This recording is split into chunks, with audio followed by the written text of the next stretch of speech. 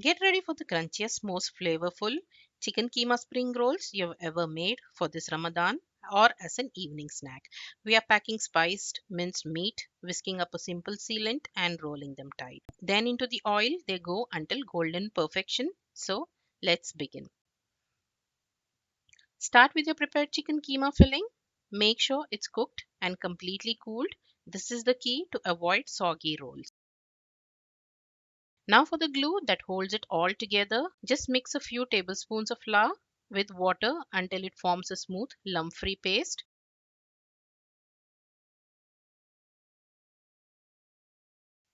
Take a spring roll sheets. Now here's my favorite trick to avoid waste.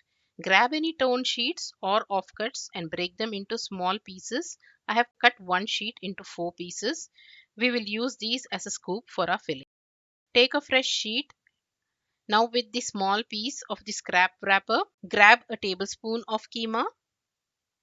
This little barrier prevents the juicy filling from making the wrapper soggy, and it stops the rolls from bursting when they hit the hot oil or go into the freezer.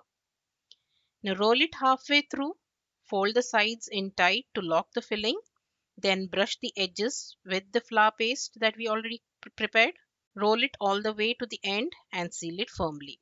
Repeat the process: scrap piece, filling, roll, fold, and seal. You can use it immediately or also freeze them.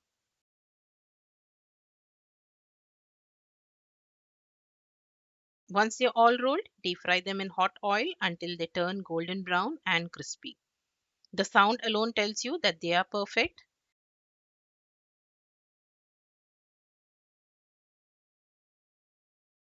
Drain them well and serve immediately with your favorite dipping sauce or ketchup or a green chutney.